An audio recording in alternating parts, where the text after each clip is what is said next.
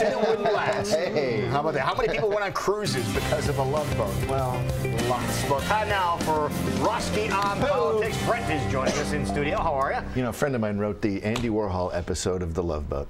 What? There was one? Andy Warhol was on The Love Boat. My friend Bob Nooner wrote it. Anyway, so yeah. But you know what we're talking about today, folks? Remember when Bernie Mac used to say, America, America, viewer, what are we talking about today? We're talking about Wisconsin. Okay. Our neighbor to the north, kind of ish, diagonally. Right. They're having a primary on Tuesday. So Trip Gabriel was on our program, New York Times writer. He was actually the embed for Iowa. He just wrote an article about the Wisconsin primary. Signs of Wisconsin backlash against Trump, who trails in poll. He's trailing by 10 points behind Ted Cruz. The reasons that Mr. Gabriel cites. The danger signs are mounting for Trump. He cites right-wing radio are, quote, flailing Trump right now across Wisconsin. Governor Scott Walker endorsed Ted Cruz, as we know. And then a new poll, as we just said, shows Cruz with a 10-point lead. It also, though, mentions, though, that unlikely to slow Trump because ideologically the more favorable turf is to the east, which comes up next. So, so they think that that Wisconsin is going to go to Cruz. I will be there next week filming. You are. I will. Okay. I'm heading up for the primary. According to The Hill, Sanders leads Clinton in Wisconsin, 4-point lead. In February, he was only up by 1. Sanders has won 5 of the last 6 contests. GOP, 42 delegates at stake. The Democrats, 96 delegates at stake. So that's on Tuesday. So next, well, we'll talk about the Wisconsin primary on next week's show. But first, let's show a clip. Let's show a couple clips, shall we? All right. Would you like to see me chat with a member of the U.S. House and an Oscar-nominated actor? Like only you can? Exactly. Up first, we're going to chat with someone who's been on this show many times, our Congressman David Young. H-Con-Res 75 we talked about. Let's take a look. What is the goal of H-Con-Res 75? Well, H-Con-Res 75, it was a resolution condemning ISIS for what it's doing, performing genocide on religious minorities. We said as a world that we wouldn't let that happen again. We're letting it happen, whether it's minority Christians, Yazidis, Sunni Muslims, Kurds. This has been happening. It's religious persecution. They're targeting religious minorities, and they're trying to make them extinct. They're performing genocide. And it was a bipartisan resolution that we passed on March 13th, 393 to 0. And it was important to lay that down for the country, for the world as well. And we take this very seriously in Congress, and we hope the President would, and the rest of the world would too. You know, you mentioned bipartisan, and you just said the numbers 393 to 0, so truly bipartisan. What about this bill, do you think, really, I mean, to get that level of support in Congress right now is almost unheard of. Why do you think this really resonates with so many members of Congress right now? Because we see it for what it is. It's truly genocide, and ISIS wants to destroy us all. They want their way, and we need to defeat them, and we need to engage with the President to defeat ISIS with a strategy. You know, last year we passed a defense authorization bill, and in that we put language in there directing the President to come forward to Congress with a plan to defeat ISIS. We asked him to do that 6 months from when that went into law. Well, February came around, and we didn't get the plan from the President.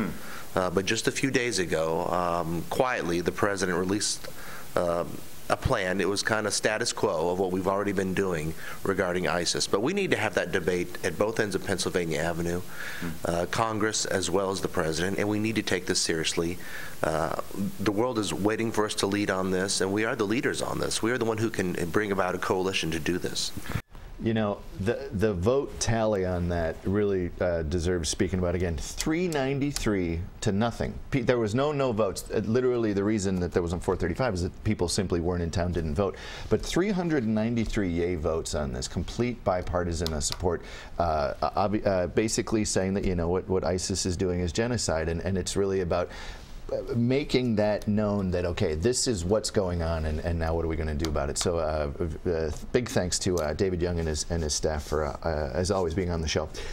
Up next, let's shift gears a little bit. You guys remember when the Define American Film Festival was in town? The DAFF, we had Ryan was with the show. Pulitzer Prize journalist Jose Antonio Vargas was here. Right, I remember him. Yeah, I remember him, yeah. And he started this Define American Film Festival, and during that they showed the movie A Better Life, which is a fantastic film, and I moderated the little panel. Right. Starred Damien Bashir. He was nominated for a Best Actor Oscar, and this is my conversation, a part of it that you'll see more of on Sunday, talking about his thoughts on what he feels politicians should know on his thoughts on immigration. Let's take a look. You mentioned in the Q&A after the screening, a lot of politicians watch this show. What would your message be to politicians watching their thoughts on immigration? What should they know? You know, basically, I think it's time that we stop this double morality type of game. We cannot keep saying we don't want these people here, but we need them. You have to make up your mind. We all need this magnificent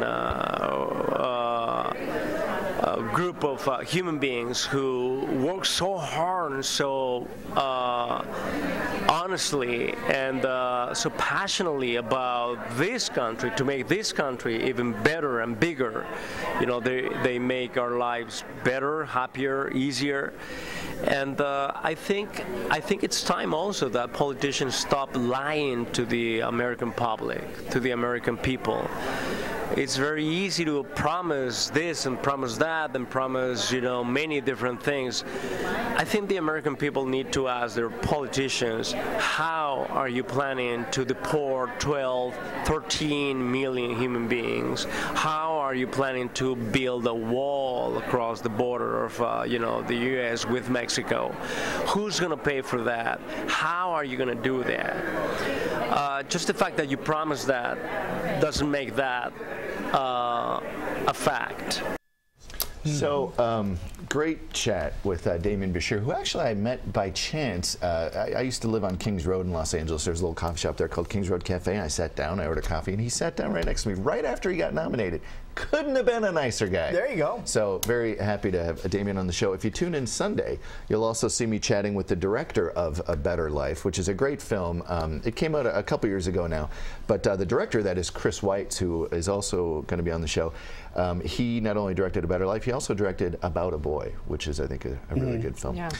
You'll also see me chatting with Governor Terry Branstad about homeless veterans, more with David Young. So all that coming up. But before we go, I wanted to say it's been a pleasure getting to know you, Jason Parkin. Oh, thank you. Yeah, and, I've had a lot of fun. I've learned a lot from you. You know, Jason, Ted Stevens, Mike Cunningham, I've said this on this program before, but when I first moved into this town, I had a little set of digital rabbit ears. I plugged it in. This show was on, and it's really meant a lot getting to know you guys. So I will miss you. I will see you around town. Hopefully, yeah. Hopefully that's true. But it's meant a lot getting to know you and Mike and Ted, and just nothing but real appreciation for you guys and having me a part of this. So anyway, it's been a real pleasure, and you know, we will continue the conversation. That sounds like a plan. All right, now when's your show on? Tell everybody when your show's on. You can watch it on ABC Channel 5 at 9:30, and then if you missed that, it airs on this channel 23 at 11:30. Perfect. Thank you, sir. You bet. All right. Thanks, Brent.